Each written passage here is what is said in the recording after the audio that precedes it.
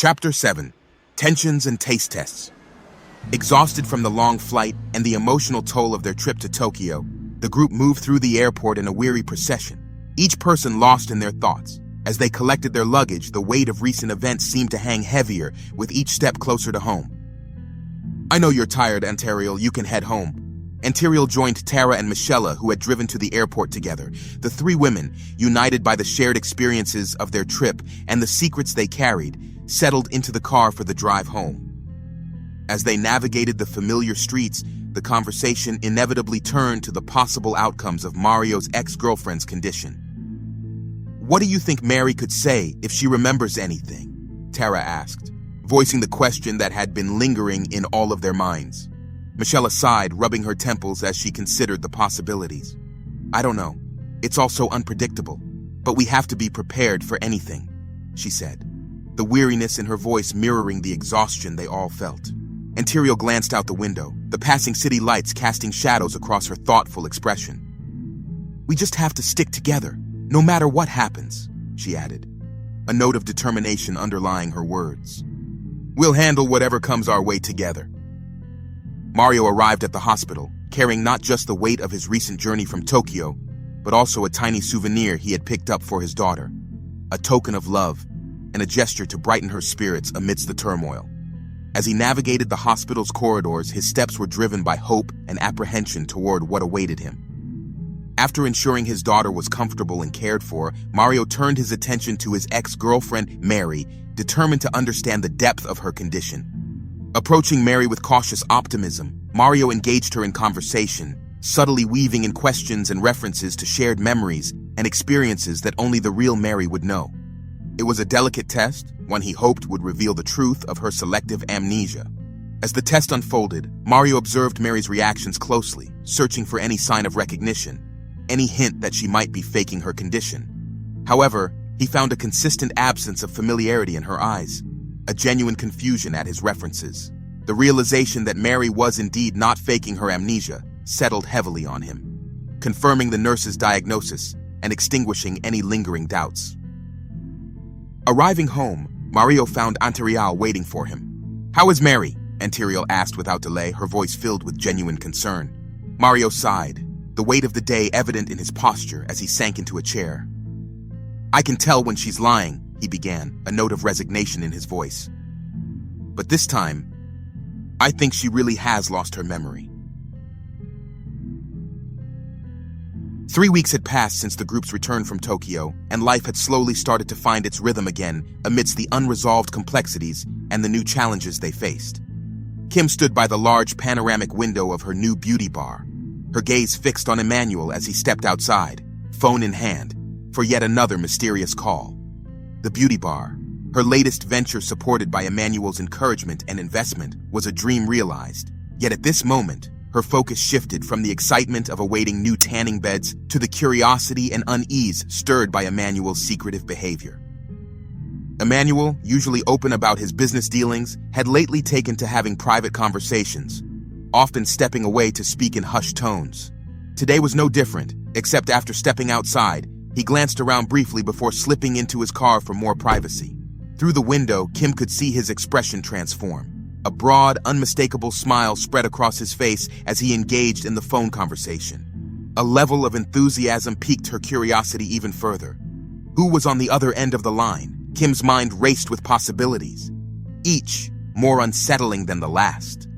The secretive nature of these calls, coupled with Emmanuel's sudden bursts of happiness, was unlike him. Determined to confront the situation and quell the rising suspicion within her, Kim decided to step outside and approach Emmanuel's car for answers. Just as she made her move, the sound of a large vehicle pulling up caught her attention. The delivery truck, emblazoned with the company's logo supplying the new tanning beds, rolled to a stop in front of the beauty bar. The timing couldn't have been more inconvenient, halting her in her tracks. The delivery men began unloading the equipment, requiring her immediate attention and pulling her away from her resolve to confront Emmanuel. Later that evening, Tara and Antariel found themselves in the cozy ambiance of the local nail salon, a ritual that always provided them a chance to unwind The hum of dryers and the scent of nail polish filled the air, offering a brief escape from their recent troubles. "I've been thinking about Mary," Ontario began cautiously, breaking the comfortable silence between them. "What if she's telling the truth? Mario seems convinced, and I'm starting to believe her too." Tara mulled this over, her brow furrowed as she chose a nail color. "It's hard to know for sure. If she is, though, it complicates things. Especially with Michelle feeling like she's about to burst at the seams, wanting to confess about that night." "Yeah, Michelle has been a wreck," Ontario agreed, watching the nail technician start her manicure. "We need to figure out a way to calm her down. The last thing we need is for her to spill everything because she's overwhelmed with guilt." The conversation then drifted to Tara's new venture, a topic that, despite its challenges, brought a smile to Tara's face. "Speaking of overwhelming, deciding on the menu for the restaurant is driving me insane. I want it to be perfect, but I keep second-guessing every choice." "Why don't we turn it into an event?" Ontario suggested, a spark of enthusiasm in her voice. "Invite everyone over for a taste test. It could give you the feedback you need and is a good excuse to get everyone together in a more positive setting." Tara considered this, the tension in her shoulders easing at the thought. "That's a brilliant idea. It'll be nice to focus on something normal for a change. Plus, I could use the input to make the final decisions. I'll send the text out later tonight." Jason messaged the group chat a few hours later, bringing enthusiasm and relief. "What's up, folks? I'll be home in 2 days and I can't wait to eat American food again." His decision to extend his stay in Japan until he was further along in his recovery had been a concern among his friends, making the news of his imminent return all the more exciting. The group's responses flooded in quickly, a mix of cheerful banter and genuine excitement. "Finally, bro. We've missed you here," Alex replied, echoing the sentiment of the whole group. "Can't wait to have you back," Emmanuel added, while Mario chimed in with a simple, "Looking forward to it, man." Tara saw the perfect opportunity to bring everyone together and offer Jason the American food he craved while getting much-needed feedback for her restaurant. "That's great news, Jason. To celebrate your healthy return, and because I need help picking a menu for my restaurant, how about we all meet up for a taste test? It'll be a great way to catch up and eat some good food." The idea was immediately approved, and the group was keen on supporting Tara while welcoming Jason back. "Count me in," Ladarius quickly replied, with others echoing his enthusiasm. "Sounds like a plan. Looking forward to it."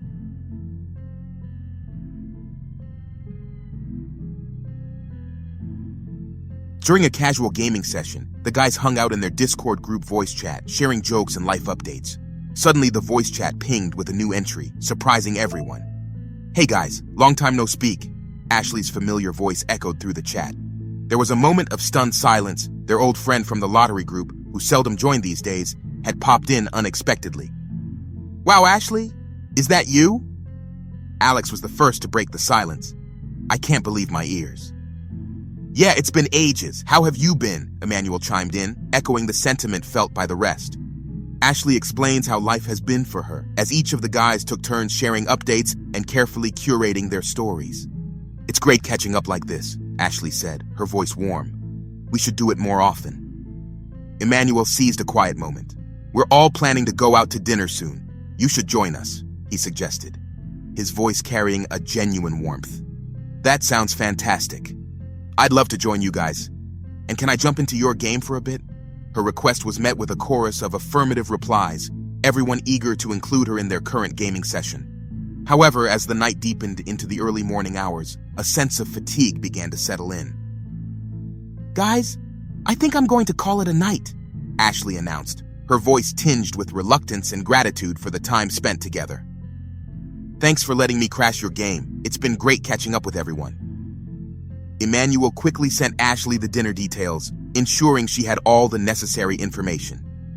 After Ashley left the group chat, a brief silence hung in the digital space before Mario voiced a concern simmering beneath the surface. I wish you'd talk to us before inviting her to dinner. You know how I feel about being around people not in our immediate circle right now." Emmanuel, taken aback by the sudden shift in mood, replied, "Come on, Mario, it's Ashley. We've known her for years. How harmful can she be?" "Okay, but it's on you, whatever happens. Nice playing with you guys. I'll holler at you guys later." With Mario gone, Alex and Ladarius shared a moment of understanding, their opinions divided but equally significant. "I get where Mario's coming from," Alex admitted, his voice reflecting a mix of apprehension and trust in Emmanuel's judgment. "But it's Ashley. It's not like she's a stranger." "Yeah, I'm 50-50 on this," Ladarius says. "Mario has a point about being cautious, especially with everything that's happened. But I'm willing to see how this goes. Ashley's always been cool." As the night drew to a close, each member logged off, left to ponder the implications of Ashley's reintroduction into their circle. The upcoming dinner, once a simple gathering, now carried a sense of uncertainty and the unspoken hope that their trust was not misplaced. As Mario slid into bed, the weight of the night's event seemed to follow him, prompting him to share with Ontario. "You won't believe who joined our game tonight," he murmured, the blue light from the bedside lamp casting shadows across the room. "Who?" Ontario asked, curiosity lacing her voice as she put down her book, turning to face him. "Ashley," Mario said, the name hanging between them. "We were all shocked she even joined. We haven't heard from her since she decided to drop out of the lottery group, convinced we wouldn't win. And now, out of nowhere, she's back." He paused, the frustration and suspicion evident in his voice. "With everything going on, I'm not sure we can trust her, you know? Then Emmanuel invites her to dinner at Tara's place without even discussing it with the rest of us. That's not right." Ontario listened quietly, absorbing Mario's concerns. The dim light reflected off her thoughtful expression as she considered the complexity of reintroducing Ashley into their circle at such a tumultuous time. Mario's unease was understandable, yet the situation was layered with the nuances of old friendships and the unpredictable nature of their current circumstances. Emmanuel settled into bed, turning to Kim with a mixture of excitement and disbelief in his voice. "You won't believe who jumped into our game tonight, babe." "Ashley," Emmanuel said, a hint of warmth in his tone. "It was really good hearing from her, you know. And I know we've been trying to keep our group low-key, but I went ahead and invited her to our dinner at Tara's place." He paused, his voice slightly tense as he recounted Mario's reaction. "And Mario had the nerve to get mad at me for not discussing it with him first. Like he's the boss or something. He must have forgotten. I'm from New Orleans. We don't play that shit." Kim, always the voice of reason, gently touched his arm, her touch soothing. "It should be all right, babe. It's just Ashley."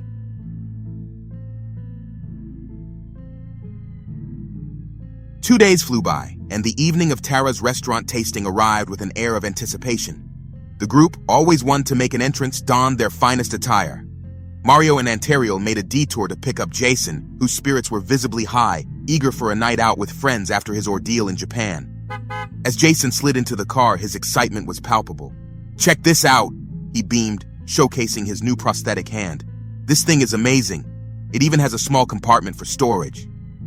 He flicked it open to reveal the hidden space, proud of the high-tech gadgetry.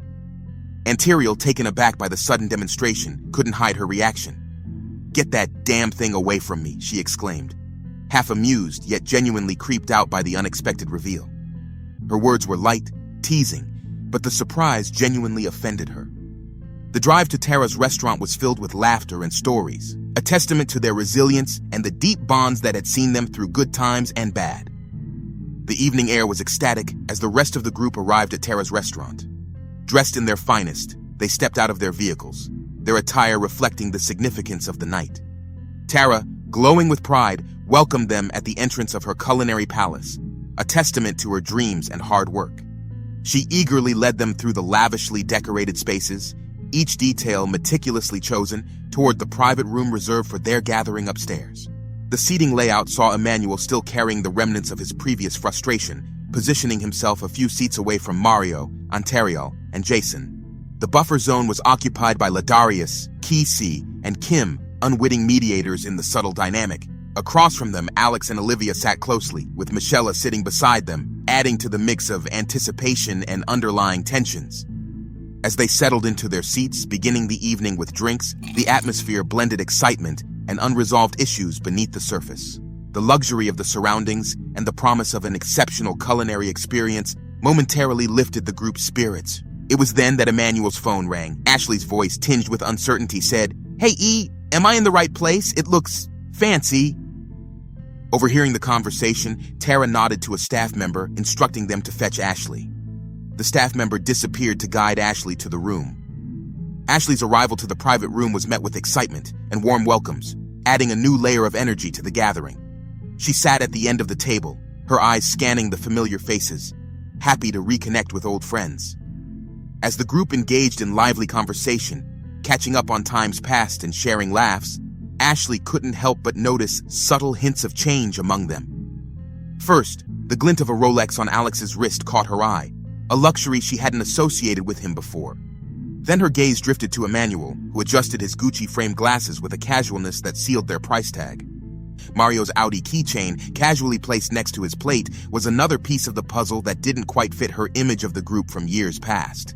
But nothing prepared her for the shock of seeing Jason's prosthetic hand. What the hell happened? The sight momentarily overshadowed her earlier observations, the implications of such a drastic change sparking a flurry of questions in her mind. Before she could voice her confusion or concern, a tense atmosphere suddenly filled the room, causing everyone to turn their heads toward the entryway. Mario's loud exclamation cut through the room.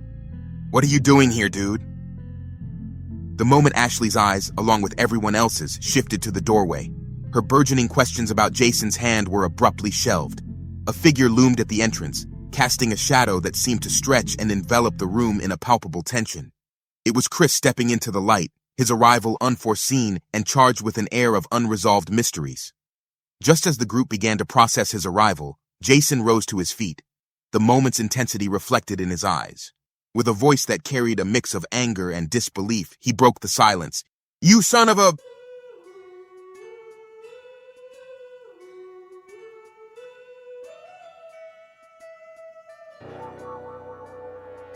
Well, what an explosive chapter that was. You've just listened to another twist in the dark tale of We Hit. If your heart's racing and you're craving more, you know what to do. Smash that like button and hit subscribe. Things are about to get even bloodier, more deceitful, and thrilling. So stay with us and brace yourselves for the next chapter.